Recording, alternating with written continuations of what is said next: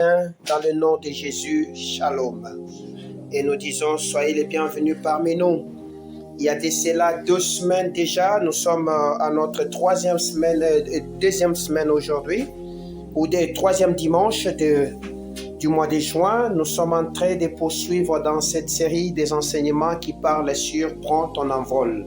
Et le dimanche passé, nous avons essayé de parler sur comment est-ce que celui qui accepte de prendre son envol, il devient capable d'être restauré. Alléluia. Nous avons donné les préalables pour que nous puissions arriver à cela. Alors, si vous avez besoin de connaître les détails de cet enseignement, vous connaissez nos liens par lesquels nous stockons les différents enseignements que nous vous donnons ici. Et vous pouvez vous référer à cela pour bien les réécouter afin de les mettre en pratique. Amen. Et nous voulons donc ce matin poursuivre dans la même série et avec quelque chose de bien que le Saint-Esprit nous a mis à cœur et qui te concerne ce matin. Alléluia. Amen. Voilà pourquoi je vais t'inviter à lire cette parole avec moi en te tenant debout. Nous sommes dans Ésaïe chapitre 30e, le verset 15. Mais vous pouvez le lire en détail quand vous serez chez vous à la maison pour bien le comprendre. Ésaïe chapitre 30e, le verset 15. La Bible me dit, car ainsi a parlé le Seigneur, l'Éternel, le Saint d'Israël. C'est dans la tranquillité et le repos que sera votre salut. C'est dans le calme et la confiance que sera votre force. Mais vous ne l'avez pas voulu. Amen, amen. Amen. Nous pouvons nous rasseoir au nom de Jésus-Christ. Ce matin, je vais vous donner les préalables nécessaires pour que vous puissiez prendre votre envol. Mais lorsque vous lisez ces passages, vous allez comprendre, ou si vous vous mettez à méditer ces passages, vous allez comprendre qu'avant que le Seigneur arrive à donner ces préalables, le prophète a commencé à étayer beaucoup de choses depuis le premier verset jusqu'au verset 14e. Alléluia. Amen. Lorsque vous entrez dans les détails, vous verrez que le Seigneur est en train d'épingler la rébellion du peuple d'Israël. C'était un peuple qui ne voulait pas mettre en pratique ce que le Seigneur était en train de leur dire. C'était un peuple qui était arrivé au point où il influençait les prophètes afin que les prophètes leur disent ce qu'eux ils veulent entendre. C'était un peuple qui était en train de prendre ce qu'ils voulaient dans la parole du Seigneur, ce qui était bon pour eux. Et cela n'était pas ce que le Seigneur voulait pour eux. Et c'est comme ça que ce peuple était en train de manquer la force nécessaire pour prendre ce que le Seigneur était en train de faire quoi? De préparer pour eux. Au premier verset de ce chapitre 30, la Bible me dit « Malheur, dit l'Éternel, aux enfants rebelles, qui prennent des résolutions, moi, et qui font des alliances sans ma volonté pour accumuler péché sur péché. » Alléluia. Donc, vous voyez que ce qui était en train d'empêcher Israël ici de décoller, c'est qu'ils étaient en train de prendre des résolutions sans l'Éternel. Ils étaient en train de nouer des alliances sans l'Éternel. Moi, je ne sais pas ce que toi, tu es en train de faire actuellement. Sache-le, dès le premier jour que tu as donné ta vie à Jésus, tu ne t'appartiens pas. Dès le premier jour, tu as dit oui à Jésus. Celui qui est devenu le premier commandant du bateau de ta destinée, c'est le Seigneur. Et c'est auprès de lui que tu devrais te confier. Voilà pourquoi la Bible, dans le passage que nous sommes en train de développer ici, qui nous a dit de prendre notre envol, la Bible nous dit que ceux qui se confient à l'Éternel, ils sont comme des aigles, alléluia. Ils prennent leur envol, ils courent, ils ne se fatiguent pas. Ils marchent, ils ne se lassent pas. Pourquoi? Parce qu'ils ont appris quelque chose, à placer leur confiance en l'Éternel. Lorsque Israël a commencé à faire sa vie, à un moment donné, Israël ne savait plus mettre sa confiance à l'Éternel. Il faisait ce que bon lui semblait. Je ne sais pas pourquoi le Seigneur nous interpelle dans ce sens ce matin. Peut-être que tu as la porte de prendre une forme de résolution que le Seigneur ne veut pas. Et cette résolution, pour Dieu, c'est une rébellion. Alléluia. Lorsqu'on parle de la notion de la rébellion, dans la Bible, c'est que ceci nous renvoie à une forme de désobéissance à la parole de Dieu. C'est-à-dire, nous ne voulons pas mettre en pratique ce que Dieu a dit. Et parce que nous ne mettons pas en pratique ce que Dieu a dit, devant Dieu, nous sommes qui? Des rebelles. Alléluia. Devant Dieu, nous sommes des rebelles. Mais le Seigneur, dans son amour, il commence à revenir et à les faire raisonner. Lorsqu'il arrive au verset 15e, il dit, ainsi donc parle les seigneurs, les saints d'Israël. C'est dans la tranquillité et dans le repos que sera votre salut. C'est que c'est un peuple qui comptait sur la force. Alléluia. C'est un peuple qui comptait sur ce qu'ils avaient de bon. C'est-à-dire que parce qu'ils pensent que c'est avec mon intelligence que je vais me faire beaucoup d'argent. C'est avec ma force que je vais me procurer un bon travail. C'est avec ceci, c'est avec cela. Ils croient que c'est cela. Le Seigneur dit ce n'est pas le cas. Le Seigneur dit ce n'est pas comme ça que ça fonctionne avec moi. Si vous pensez que la force que vous avez, l'intelligence que vous avez, ou la gloire, la beauté que vous avez, cela peut vous procurer tout ce que vous êtes en train de chercher, vous êtes en train de faire un faux chemin. Vous êtes en train de prendre un chemin difficile. Il y a des gens qui parlent mieux que toi, mais qui ne savent pas atteindre leurs objectifs. Il y a des gens plus beaux que toi, mais qui n'ont rien de meilleur. Il y a des gens plus intelligents que toi, mais qui ne savent rien foutre avec ça. Il y a des gens bourriques que toi, qui sont aujourd'hui bien placés. Mais pourquoi cette contradiction? Pourquoi ce renversement des situations? C'est parce que les uns ont appris les secrets de se confier à l'Éternel. Parce que ce n'est pas notre intelligence, ce n'est ni notre gloire, ce n'est ni notre beauté qui nous permet de prendre, d'acquérir ce que le Seigneur a permis que nous devions avoir comme une part d'héritage qu'il avait dit que nous allons développer sur cette terre. Alléluia. C'est par sa grâce et rien que par sa grâce. Or, lorsque je touche à la notion de la grâce, je touche à une notion de faveur. Et lorsque je parle de la faveur, ce sont des choses que je ne mérite pas. Ce sont des choses que Dieu a préparées et qu'il donne à qui il veut. Alléluia. C'est comme ça qu'il dit même à celui qui manque de l'intelligence ou de la sagesse de lui demander ces choses. Est-ce que dans la compréhension humaine, l'intelligence s'acquiert au moyen de ce que nous avons appelé comme enseignement que nous devions prendre. Mais Dieu, pour nous, cela ne s'acquiert pas comme ça. Ça se donne comme un don gratuit. Alléluia. Les intelligents devant Dieu, ce sont des gens qui ne sont même pas allés dans des bancs d'école ou qui ont été au banc de l'université céleste, mais ce sont des gens qui ont été dotés de capacités que Dieu leur a dotées et c'est ce qui fait qu'ils peuvent se distinguer aujourd'hui. Le Seigneur dit, il dit à ces gens là-bas, il dit au peuple d'Israël, ça sera dans la tranquillité et dans le repos que sera votre salut. Des notions fondamentales que le Seigneur est en train de parler ici. Il dit, ça sera dans la tranquillité et dans le repos. Dans d'autres versions, on dit, ça sera dans le calme et dans le repos que sera votre salut. Lorsque je parle de salut, je parle de la notion qui s'appelle la délivrance de manière générale. Je parle de la notion de la gloire, je parle de la notion de la restauration. Tout cela nous est venu dans le salut. Alléluia. Tout cela nous est venu dans le salut. Donc, pour atteindre, être sauvé par le Seigneur, bénéficier ou jouir des avantages du salut, il y a deux choses importantes que beaucoup de chrétiens oublient. Alléluia. J'étais en train de parler avec un serviteur de Dieu au courant des semaines qui viennent de s'écouler. Et cet homme était en train de s'inquiéter. Il était en train de me dire, mais comment se fait-il que je fais beaucoup d'efforts, ça n'évolue pas? Alléluia. Je me bats, ça n'avance pas. Je suis en train de tout mettre au point. Je jeûne, je fais ceci, j'avance. Je suis en train de lire la parole de Dieu.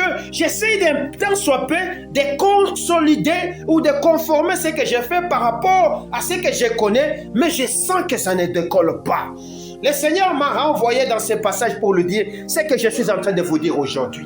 Alléluia. Le Seigneur m'a dit ceci, de lui dire que ça sera dans la tranquillité et le repos que tu obtiendras ce que tu es en train de chercher. Ça sera dans la tranquillité, ça sera dans le calme. J'aime le calme, c'est mieux. Ça sera dans le calme et dans le repos que tu vas décoller. Alléluia. Ça sera dans le calme et dans le repos que tu vas monter. Alléluia. Ça sera dans le calme et dans le repos que tu vas t'affermir. Ça sera dans le calme et dans le repos qu'on connaîtra que c'est ici, il y a un enfant de Dieu. Cet homme nous est important. Les agités, alléluia, ne pourront absolument rien posséder. C'est là qu'ils s'agitent très souvent. Très souvent, ils ne possèdent rien.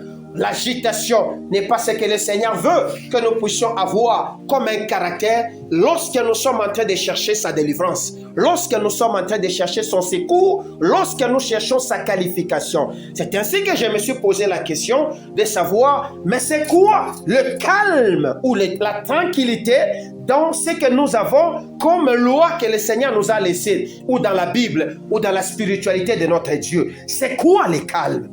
Le calme, lorsque vous étudiez la notion qu'on parle calme ou tranquillité dans la Bible, vous allez voir très souvent que cette notion est associée à un élément important qu'on appelle la paix. Alléluia. C'est comme ça que Jésus, sachant qu'il était en train de partir, lisant dans les âmes, lisant dans les apôtres qui étaient devant lui, il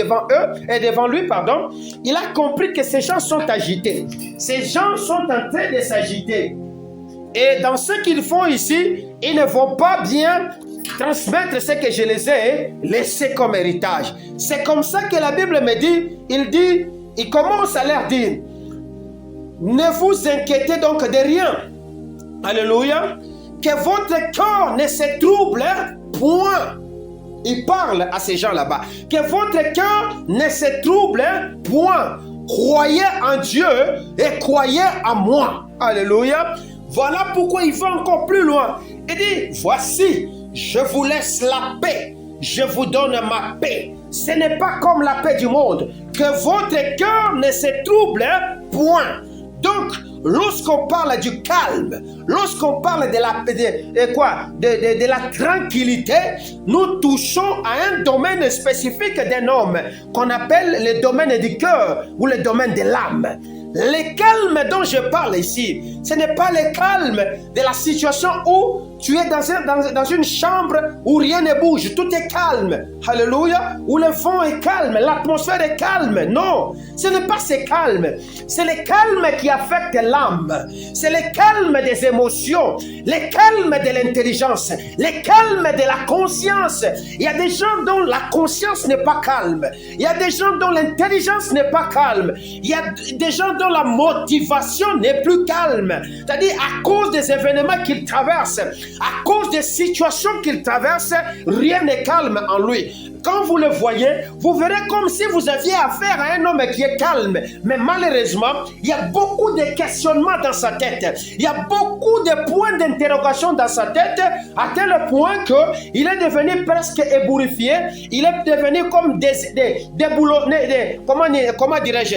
Il a perdu le contrôle. C'est-à-dire, quand tu lui parles des fois, tu lui poses une question, il sursaute comme s'il était dans une forme de sommeil. C'est-à-dire, son esprit n'est pas calme. Ce n'est pas ce calme-là que le Seigneur voulait que nous puissions nous procurer. Ce calme-là, lorsque tu prends le calme du Seigneur pour guérir tes difficultés-là, qui font que ta conscience, ton intelligence ou ta motivation restera calme, tu vas obtenir ce que tu es en train de chercher. Trouble ton intelligence, trouble ta conscience, trouble tes motivations. Cherche, tu ne trouveras pas. Alléluia. Cherche, tu ne trouveras pas. C'est Jésus qui a compris cette notion. Il a dit, recevez ma paix. Alléluia. Recevez la paix du Seigneur. Voilà pourquoi je dis, cette notion, lorsque je parle de calme, je l'associe étroitement à une notion qu'on appelle la notion de la paix. Alléluia. Pourquoi? Parce que c'est dans la paix que découlent deux éléments fondamentaux. C'est dans la paix qu'il y a des petites racines qui font que la paix devient paix et la paix s'est convertie à une forme de tranquillité. Est-ce que je peux parler? Pierre n'était pas calme. Lorsque l'eau était en train de s'agiter et que la barque dans laquelle ils étaient en train de naviguer cette nuit-là, ils étaient sur le point de chavirer. C'est comme ça qu'ils jetaient de l'eau en désordre. Mais le contraire de l'enseignement de Jésus avec ces hommes, c'est que lui dormait profondément parce qu'il savait que quelle que soit l'agitation des eaux, il n'y aura rien qui peut leur arriver. S'ils pouvaient lire le calme qui était en Jésus, ils pouvaient aussi faire de même dormir. Mais malheureusement, ils ont mis la force motrice pour chercher à se sauver de la difficulté. Très souvent, les difficultés que je traverse feront que ça va me faire perdre le calme de l'esprit, le calme de la conscience, le calme de l'intelligence et le calme de motivation, et qui feront que, au lieu de m'appuyer sur le calme que le Seigneur veut que j'aille, je m'appuierai sur le corps et j'agirai par le corps. C'est comme ça que ceux qui vont chercher du travail, ils ne les trouvent pas. Ils vont avec des consciences agitées, ils vont avec de l'intelligence agitée, avec des motivations très agitées, et ils transmettent ou ils dégagent une odeur de l'agitation. Et la réalité est spirituelle d'abord. La réalité n'est pas physique. Un homme agité spirituellement n'est pas un homme à qui on peut donner de grandes responsabilités. Il va échouer. Alléluia. C'est comme ça que vous verrez, vous avez des gens moins qualifiés que vous. Lorsque vous passez l'interview, ils réussissent facilement, et vous qui êtes qualifiés, soi-disant, vous échouez. C'est comme ça qu'aujourd'hui, certains élèves diront, les intelligents de notre génération, lorsque nous sommes arrivés avec eux en 6e année, ils ont fait de 50%, et nous les bourriques, nous avons fait plus de 60%. Pourquoi? Les bourriques étaient calmes. Ils disaient que je n'ai rien à perdre, que je réussisse et que j'échoue, ça vaut de même. C'est que j'écrive seulement. Avec cette atmosphère là-bas, ils s'appuyaient d'abord sur la confiance qu'ils avaient à leur créateur et en eux-mêmes, en disant je vais choisir. Et toi qui t'appuyais sur ton intelligence, tu commences à faire quoi? À échouer. Est-ce que je parle bien? Voilà pourquoi je dis que la notion du calme associée à la paix donne des racines. Et les deux racines, quelles sont ces racines? Qui sont des racines extrêmement importantes. La première racine, c'est ce que nous appelons la foi. Un homme calme, c'est un homme de foi. Est-ce que je parle à quelqu'un? Un homme calme, c'est un homme de foi. Jésus avait foi que Dieu, même s'il détruisait les temples qu'il était, il le ressusciterait. Voilà pourquoi devant la mort, il ne s'inquiétait pas. Est-ce que je parle à quelqu'un? Quand tu es calme, on sait lire dans cet homme qu'il a foi à son créateur. Quand tu t'agites trop, je ne trouve pas de l'argent. Je vais faire comment? Nous sommes au mois de juin. J'ai dit à ma belle famille que je vais aller au mois de novembre doté. Mais au mois de juin, je frappe, ça n'arrive pas. Tu es en train d'éloigner la chance de posséder cet argent qui te qualifie à aller prendre ta femme au mois de novembre. Alléluia. Est-ce que je parle à quelqu'un? Tu es en train d'éloigner la chance en t'agitant. Calme-toi, fais confiance à l'Éternel. Essaye de compter sur Dieu. Vas-y avec cette confiance et chercher. Tu trouveras facilement. Est-ce que je parle à quelqu'un? La paix nous donne la foi. Dans la paix, il y a la foi. Et la paix, c'est le calme du Seigneur. Est-ce que je parle bien? Il n'y a pas seulement la foi, il y a ce qu'on appelle aussi la confiance en son Créateur. Un homme calme, c'est un homme qui est confiant. Il sait ce qu'il est en train de chercher, il sait ce qu'il est en train de faire. N'avez-vous jamais vu quelqu'un devant une situation très compliquée où il voit la mort, il sent que c'est ici la mort, mais lui il est calme. Les gens s'agitent, on va mourir. Ils sont en train de crier en désordre. Lui, il est calme. Parce qu'il connaît sur qui il est en train de s'appuyer. Très souvent, les agitations nous empêchent d'accéder à la grâce et à la faveur de Dieu. Voilà pourquoi il dit, ça sera dans le calme, ça sera dans le repos que sera votre salut. Alléluia. Ça sera dans le calme, ça sera dans le repos que vous allez décoller, que vous posséderez ce que vous êtes en train de chercher, les enfants des chandeliers d'or. Vous vous agitez trop, vous comptez beaucoup sur ce qui est de ce monde. Vous êtes en train de vous agiter parce que le Congo s'agite. Le Congo, ce n'est pas toi.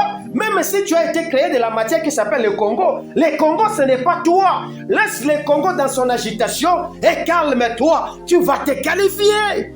Lorsque les gens diront qu'il n'y a pas de travail au Congo, reste calme parce que pour toi, tu vois une opportunité qui s'appelle le travail. Lorsque les gens diront que je dois quitter ce pays parce que ça ne va pas, toi dis je vais rester dans ce pays parce que je crois ma grâce et mon salut est ici. Est-ce que je parle à quelqu'un? N'épousez pas n'importe quel langage. Ne dites pas n'importe quoi dans votre bouche. Mais restez concentrés sur l'objectif qui est votre qui? Dieu. Ceux qui se confient en Dieu, ils renouvellent quoi? Leur force. C'est à travers de cette force que tu vas obtenir ce que tu es en train de chercher. Est-ce que je parle aux gens qui m'écoutent? Le calme. Tu as besoin de rester calme. Est-ce qu'on peut lire quelque chose? Il dit que le calme découle de la racine qui s'appelle la paix. Et la paix a deux autres racines pivotantes qui s'appellent la foi et la confiance en Dieu. Lisons Philippiens chapitre 4, les versets 6 à 7. Si on est ensemble. Philippiens chapitre 4, les versets 6 à 7. Voici ce que la parole du Seigneur est en train de me dire. Il dit, ne vous inquiétez de rien, mais en toutes choses faites connaître vos besoins à Dieu par des prières et des supplications avec des actions de grâce. Et la paix de Dieu, alléluia, en d'autres termes, et le calme de Dieu qui surpasse toute intelligence, gardera vos cœurs et vos pensées en Jésus-Christ. On a dit, gardera vos corps, gardera votre force physique, votre pensée. C'est-à-dire que le champ de bataille, c'est le pensée. Le diable attaque la pensée de l'homme et l'agite en le faisant contraindre aux événements de la terre, en disant, est-ce que tu ne vois pas que le temps avance? Est-ce que tu ne vois pas que maintenant tu as beaucoup de barbes blanches? Est-ce que tu ne vois pas que tu commences à te courber? Est-ce que tu ne vois pas que ça te fait mal à gauche, ça te fait mal à droite? Ça, c'est un problème qui va te tuer. Ça t'agite. C'est dans la pensée. C'est-à-dire, pour guérir quelqu'un, on guérit d'abord la pensée de cette personne. Voilà pourquoi il dit, ne vous conformez pas au siècle présent, mais soyez renouvelés dans votre pensée, afin que vous sachiez discerner quelle est la volonté de Dieu, pour que vous choisissiez ce qui est beau et ce qui est mauvais. Est-ce que je parle à quelqu'un? C'est dans la pensée que la bataille se passe. C'est que le Seigneur dit, ne vous inquiétez pas. C'est-à-dire, la pensée est un domaine qui a la facilité d'être atteint par un microbe qui s'appelle les inquiétudes. Alléluia. Et lorsqu'il est gangréné par les inquiétudes, et que ces inquiétudes-là ont pris la taille de devenir, de se métastaser, comme on dit en bon français, le français médical, devenir chronique, cette personne meurt. Les gens qui s'inquiètent, fouillez-les. Les gens qui parlent trop en négation, fouillez-les. Allez-y loin d'eux parce qu'ils dégagent des microbes. Ils dégagent une énergie qui est négative et c'est un poison pour vous. Est-ce que je parle bien?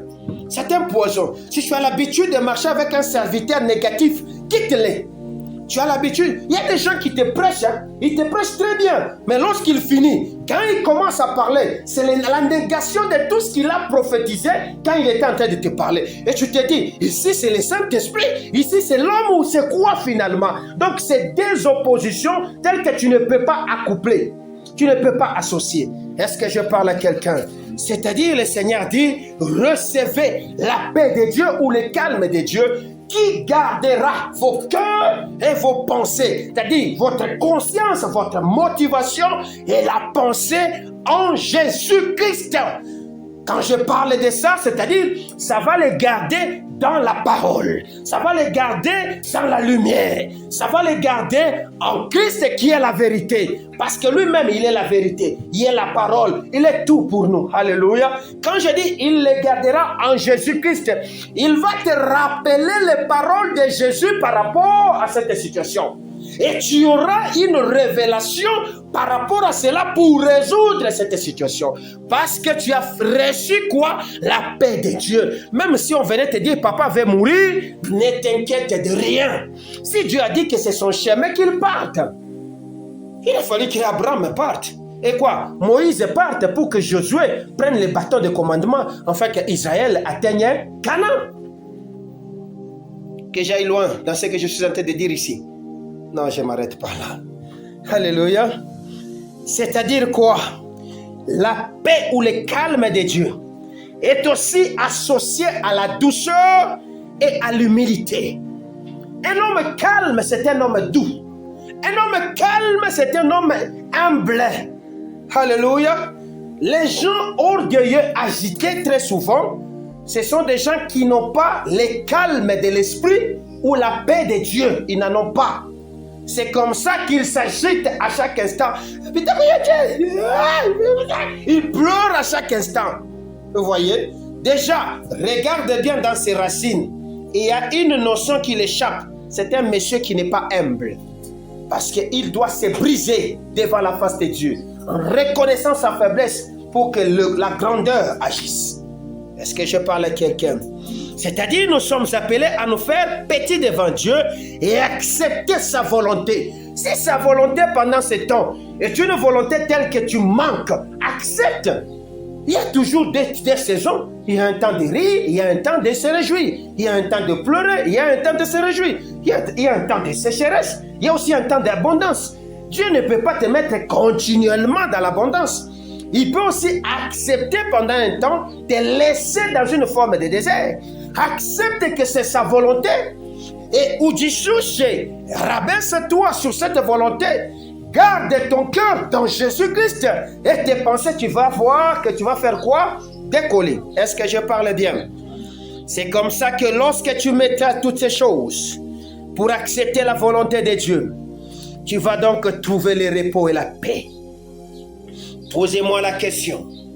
Comment l'on parvient à trouver le calme de l'esprit? Alléluia.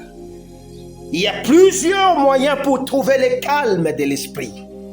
Alléluia. Le premier moyen, c'est de développer la paix intérieure. Alléluia. Deuxième moyen, c'est se rendre accessible par la prière. Vous voyez, faites connaître en tout temps, par toutes sortes de prières, vos besoins. Vous voyez, on a donné un moyen par la prière. Et le Seigneur va répondre comment? En vous procurant la paix pour garder vos cœurs. Est-ce qu'il a dit qu'il va d'abord donner l'argent? La première des choses, lorsque tu es en train de prier et que tu ressens la paix commence à envahir ton cœur, change de sujet, commence à adorer parce qu'il a répondu. C'est alors que ce que tu cherches comme argent, tu le verras venir. Parce que quand nous venons à Jésus, nous venons charger. Nous venons charger. Et nous devons nous décharger sur lui. Et nous saurons comment que je me suis déchargé sur Jésus. La paix commence à entrer dans mon cœur. J'ai prié, j'étais tellement inquiet qu'il va mourir. Mais à un moment donné, je me laisse. C'est comme si c'est parti. Je commence à adorer. Merci Seigneur. David a prié jusqu'à ce que l'enfant guérisse. L'enfant ne guérissait pas. À un moment donné, il a compris que non. Je ne sais pas si on est venu lui dire. Il a compris. Il a directement changé d'attitude. Il a commencé à adorer. Et les gens ont commencé à s'inquiéter. C'est le monsieur qui était en train de jeûner ici. Alléluia. Je vous donne la solution. Troisième des choses. Restez confiant en l'Éternel. Parce que vous êtes confiant en Dieu. Il va permettre à ce que vous ayez aussi confiance en vous-même. Il y a des gens qui n'ont pas confiance en eux-mêmes. Ils disent dans chaque chose, papa va aider, maman va faire, je vais appeler oncle, je vais faire. Ils n'ont pas confiance en eux-mêmes. Les peuples rebelles, c'était ces peuples-là qui allaient souvent en Égypte. La Bible me dit, les secours de l'Égypte n'est que vanité et bruit.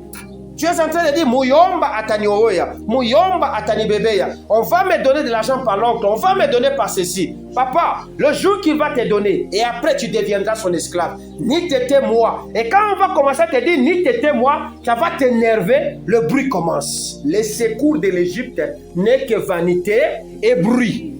Je l'ai démontré, hein. La cinquième des choses, c'est l'humilité. Et la sixième des choses, c'est la douceur. Ces choses nous permettent de trouver la sérénité au milieu de quoi? Des tempêtes de la vie. La sérénité, le calme, la tranquillité dans les tempêtes de la vie. Parce que Christ ne nous a pas laissés dans un milieu calme. Il a dit, vous connaîtrez les tribulations dans le monde, sachez que j'ai vaincu. Alléluia. Donc nous sommes dans un milieu agité. Est-ce que je parle bien? Première dimension. Lorsque vous avez cet élément, vous avez au moins 50% pour avoir le salut, la délivrance et atteindre vos objectifs. Tu as échoué d'atteindre tes premiers millions parce que tu n'étais pas calme. Tu t'agitais trop, tu t'inquiétais trop et tu as empoisonné cette opportunité. Tu as échoué Remasakalaide. Tu as échoué Indalasoke. Je parle à quelqu'un ce matin. Tu as échoué d'avoir cette opportunité-là il y a 2 ans parce que tu t'agitais. Tu pensais que je dois montrer mon intelligence. Je sais bien écrire et consort. Tu t'es agité. Cette fois-ci, le Seigneur t'envoie. Calme-toi. Ce n'est pas toi. Calme-toi. Est-ce que tu es allé chercher cette opportunité? Non. C'est l'opportunité de l'Éternel qui est venue vers toi. Quand ça deviendra difficile que tu ne le comprends pas, rentre auprès de celui qui t'a donné cette opportunité. Je fais comment? Quand je veux louer une maison, je m'adresse au bailleur. C'est le bailleur qui va me montrer des chambres. Je fais comment ici? J'entre par où? Le bailleur de notre destinée, c'est celui qu'on appelle Yahweh. Nous sommes des locataires dans cette maison. Ton problème, c'est que tu es tellement orgueilleux et que tu crois que tu peux réussir à découvrir les pièces de cette maison sans l'aide du bailleur. Tu vas échouer, tu vas te perdre dans cette maison là-bas. Que mon Dieu vous bénisse. Alors, le Seigneur parlant, il dit, c'est au moyen du calme et du repos que vous atteindrez le salut. Nous avons parlé du calme, n'est-ce pas? Voyons ce qu'on appelle le repos. Matthieu chapitre 11, le verset 28. Il dit, venez à moi, vous tous qui êtes comment? Fatigués et chargés. Je vous donnerai le repos. Donc, le repos, c'est Dieu qui nous le donne. Alors, mais le repos, c'est quoi? Parce que beaucoup de gens disent, j'ai besoin du repos, j'ai besoin du repos. Quel est ce repos que le Seigneur nous parle ici? Est-ce que c'est le repos de rester paresseusement assis sur sa chaise en train d'attendre? Non. Est-ce que c'est le repos d'un homme qui dort sur son lit? Non. Ce n'est pas ce repos là-bas. Le repos est présenté comme un don que Dieu nous donne. Le repos est présenté comme une grâce que Dieu nous donne. Le repos est une nécessité pour l'âme et le corps. Est-ce que j'ai bien parlé? Une nécessité pour l'âme et le corps. Voilà pourquoi la Bible dit, il y a un jour du repos de l'Éternel. Alléluia. Parce que même Dieu avait besoin du repos. C'est comme ça qu'au 7e jour, la Bible nous dit, il se reposa. Est-ce que je parle à quelqu'un? Il se reposa. Alors, nous disons qu'il ne s'agit pas d'un temps de oisivité. Alléluia. Nous disons qu'il s'agit au contraire, lorsqu'on parle du repos du Seigneur, d'un temps de réjouissance. Alléluia. Le repos de Dieu nous qualifie à un temps de réjouissance, à un temps de recueillement, à un temps de renouvellement spirituel. 3 entités. Réjouissance, recueillement, renouvellement. Alléluia. Le Seigneur a donné à Israël un repos par rapport à tous ces moments de vagabondage où il cherchait un territoire, afin qu'il puisse faire quoi? Se renouveler, se réjouir dans ce que le Seigneur leur donnait. Alléluia. Donc certaines personnes qui ont besoin de se réjouir de ces dieux, c'est Dieu qui a besoin de les qualifier dans ce repos. Or, lorsqu'on parle de notion de repos, il y a une obligation dans le repos. Le Seigneur parle dans Hébreu. Il dit, efforcez-vous. Donc, le repos peut être là. Si tu ne t'efforces pas à y entrer, papa, tu vas saluer le repos de loin. Est-ce que je parle bien? Dieu dit à Josué, fortifie-toi et prends courage. Car c'est toi qui mettras ce peuple dans ce qu'on appelle l'oisivité. Non, dans le repos. Dieu lui donne 2 choses importantes. La force. Il les fortifie et il leur donne le courage pour qu'ils mettent le peuple que Dieu lui-même pouvait transporter et le déposer. Lui là, il leur donne 2 choses. Courage et force. Pour qu'ils prennent le pays de repos. C'est-à-dire, nous avons besoin de nous efforcer pour entrer dans le repos de l'âme et du corps. Parce que le repos ne touche pas l'esprit. Le repos touche l'âme. Le repos touche le corps. Est-ce que je parle bien? Que mon Dieu vous bénisse. Voilà pourquoi nous avons dit que il ne s'agit pas d'un temps de paresse, de oisivité, où je m'assieds. Non, c'est un temps de réjouissance, c'est un temps de recueillement, c'est-à-dire, je me concentre, recueillement, c'est recueillir, c'est concentrer, penser, quelque chose dans ce sens là-bas, et c'est aussi un temps de renouvellement spirituel. C'est comme ça qu'on parlait de l'année sabbatique, où on laissait la terre en train de faire quoi? De se renouveler. Tu as tellement cultivé, cette année-là, tu le mets en jachère, afin que la terre renouvelle ses éléments essentiels pour permettre à ce que l'année qui vient, que la production soit meilleure. Renouvellement.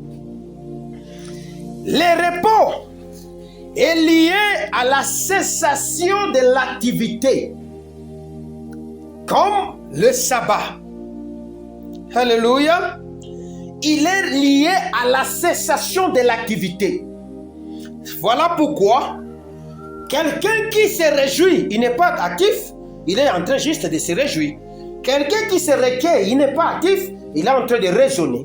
Quelqu'un qui est en train, il est renouvelé spirituellement, on est en train de réformater, si je peux le dire, de renouveler là qui c'était devenu mauvais. Je prends mon véhicule, je le ramène au garage pour qu'on renouvelle certaines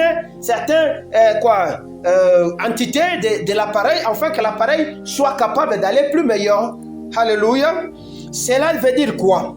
Cela veut dire que lorsqu'il y a cette notion sabbatique ou cette notion de la cessation de l'activité, ceci nous amène à trouver, lorsque je cesse mes efforts, mon implication dans ce que j'ai cherché, alléluia, c'est-à-dire je me confie à l'Éternel et l'Éternel va me permettre de faire quoi? De décoller, c'est-à-dire quoi? J'ai trouvé dans le Seigneur, je me laisse dans la présence de Dieu.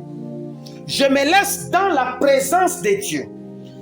Bien sûr que les gens me voient comme si je ne fais rien, mais je suis bercé dans la présence de Dieu.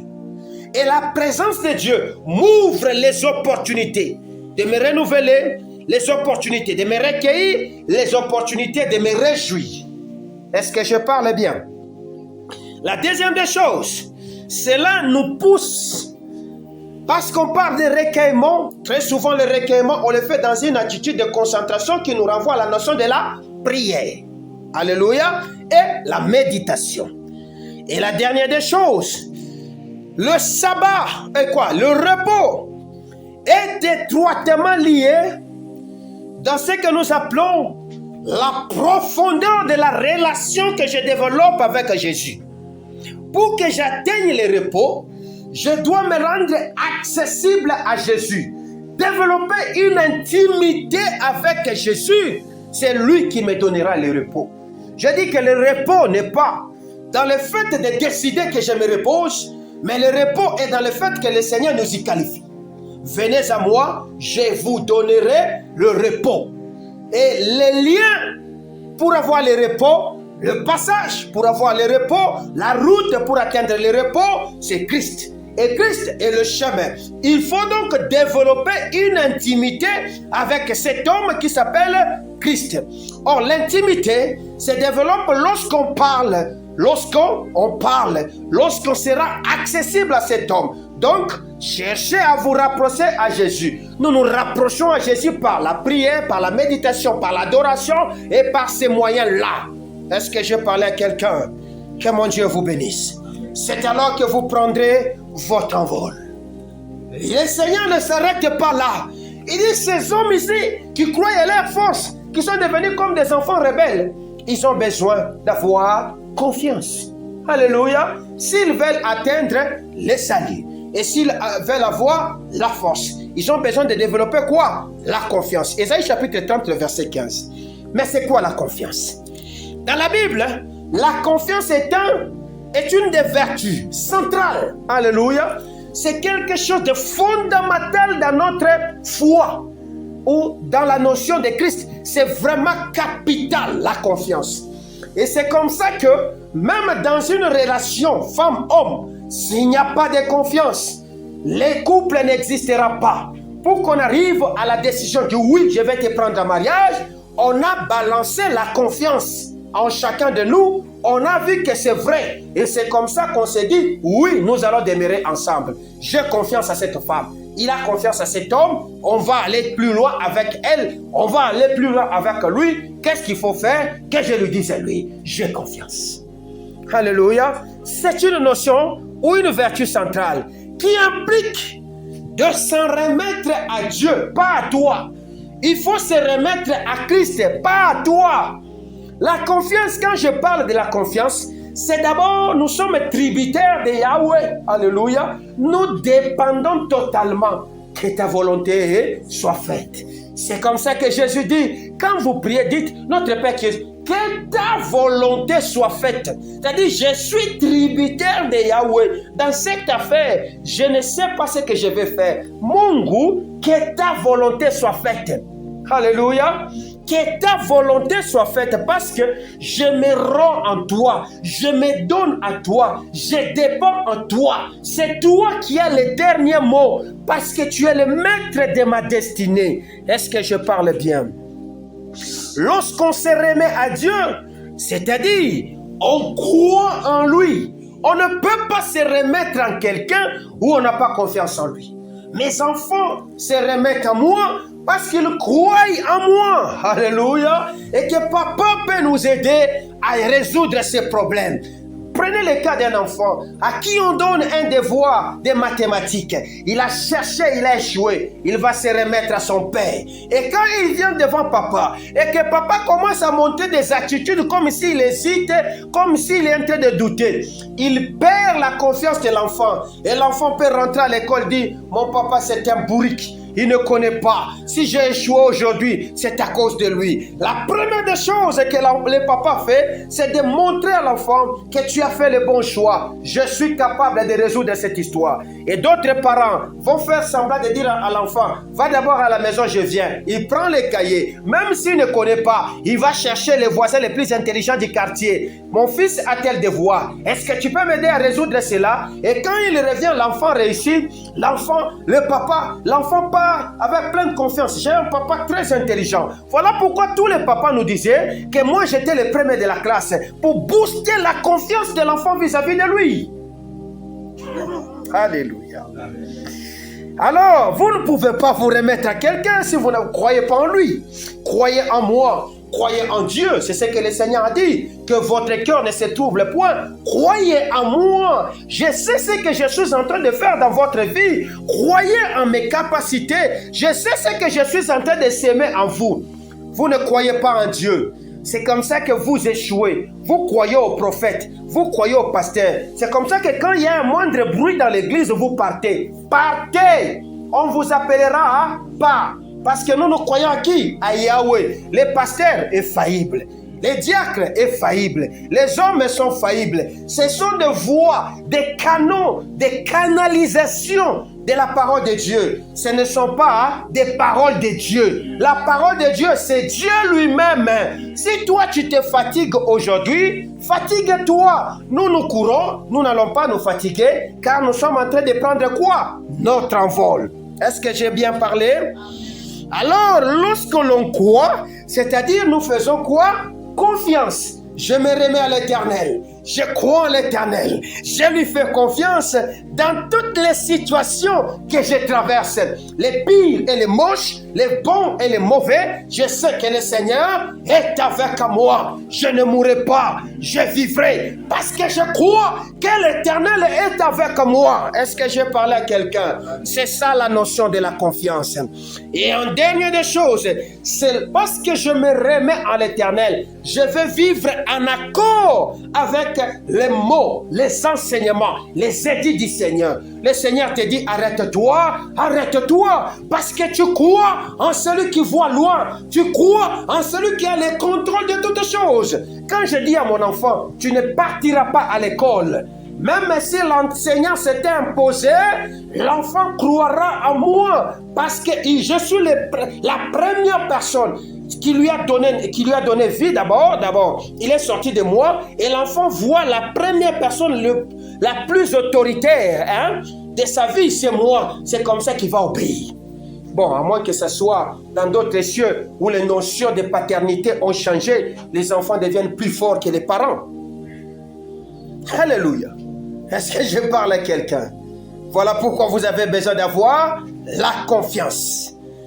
Lorsque vous avez la confiance, vous allez décoller. Je voudrais finir pour dire qu'il y a une dernière chose que vous devez prendre en compte. C'est que parce que la Bible dit que c'est dans le calme et la confiance que vous aurez quoi? La force. Le salut est là, d'accord. Mais pour avoir la force de posséder le pays du salut, vous avez besoin du calme et vous avez besoin de la confiance. Alléluia. À un moment donné, Josué avait tellement confiance en Moïse.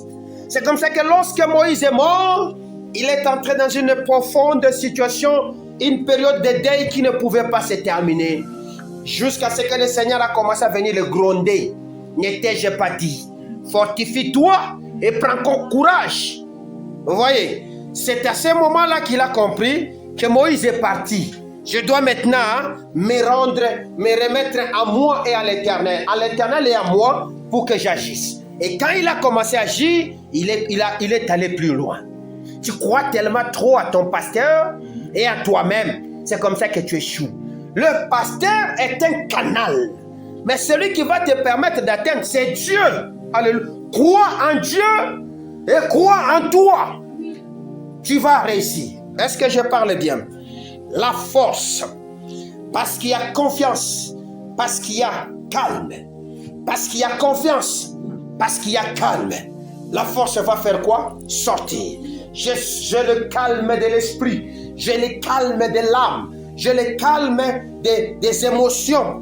Et j'ai confiance à l'Éternel. J'aurai force. J'aurai la force. Lisons d'abord Psaume chapitre 18e.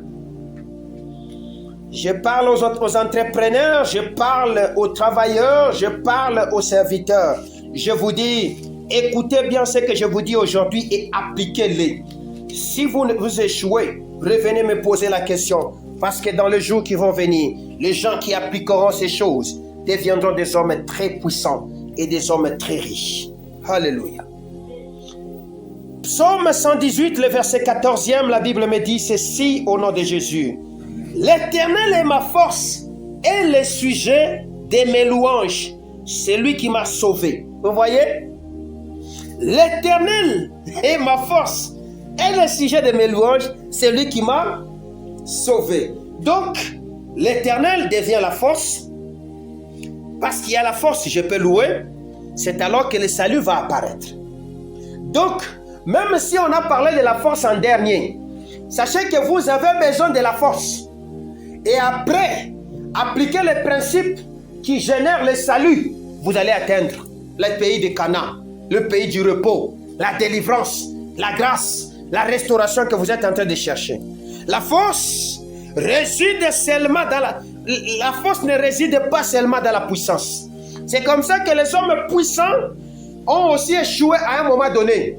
Des empires, des hommes puissants, des royaumes qui étaient là avec des hommes puissants parce qu'ils croyaient seulement à la puissance. Ils ont échoué à un moment donné. Des plus faibles sont arrivés et les ont fait tomber. Alléluia. Donc ne vous trompez pas en pensant que la force est tributaire seulement de la puissance. Non. Ou de la puissance physique. Non. Alléluia. Ou de l'union d'un groupe des hommes. Parce que quand un groupe, on se réunit en groupe, on peut dire qu'on est puissant, on est fort, n'est-ce pas? L'union fait la force, vous voyez. Mais la force devient ceci. Que ce soit la force de l'âme ou la force physique, vous avez besoin d'avoir la foi. Vous avez besoin d'avoir le courage. Vous avez besoin de dépendre de Dieu. Alléluia. Fortifie-toi. Il devait s'arrêter par là. Mais pourquoi il a dit prends courage? Donc, la force a besoin aussi du courage. la force a besoin aussi de la puissance. La force a besoin de dépendre de sa source. Parce que la force ne vient pas du vide, mais la force vient d'une source. Et la source par laquelle la force vient, c'est Dieu. Voilà pourquoi, parmi les 7 lampes qui entourent le royaume de notre Dieu, quand vous lisez dans l'Apocalypse, vous allez voir l'une des lampes qui s'allume, s'appelle la force. Alléluia. L'un des esprits qui trône et qui préside devant le royaume de notre Dieu, ça s'appelle la force. Donc, la force de l'âme, la force des émotions, la force intellectuelle ne vient que de Dieu. Alléluia. Et quand vous avez cette force, vous pouvez avancer. Donc, Josué, s'il n'était pas fortifié par l'Éternel, sa course s'arrêtait à regarder Canaan de loin et en pleurant. Ce qui a déprimé son énergie, qui a épuisé son énergie, c'est qu'il était atteint dans sa tête. Alléluia. Et parce qu'il était atteint dans sa tête, l'énergie a commencé à diminuer et la force n'était plus là. Donc, pour que j'aie même la force physique, j'ai besoin de dépendre, de demander ça à Dieu. Lui va me procurer une force directement dans l'âme. L'âme va les analyser dans l'intelligence et l'âme va communiquer l'information dans la chair qui est l'élément d'exécution. Je vais atteindre le pays de Canaan. Je prendrai mon envol et je vais aller de l'avant. Alléluia. Donc, la force nous aide à nous relever de nos faiblesses. Alléluia. Donc, pour prendre l'envol, vous avez besoin de la force. Sans la force, vous n'allez pas vous élever de votre faiblesse. Reconnaissez d'abord vos faiblesses. Je suis faible en ceci, je suis faible en ceci. C'est comme ça que la Bible dit dans Jacques que celui qui est faible intellectuellement, faible sagement, si je peux le dire ceci, qu'il le demande à qui? À Dieu. Celui qui manque ces éléments là-bas, qui le demande à Dieu. Donc, je peux être dans une forme de faiblesse. Faiblesse de force, faiblesse de puissance, je ne sais pas. Je dois le demander à Dieu. Alléluia. Parce que la force nous relève de nos faiblesses. Et que Dieu est la source ultime de toute force et puissance. Alléluia. Il est la source ultime, finale de toute force et de toute puissance.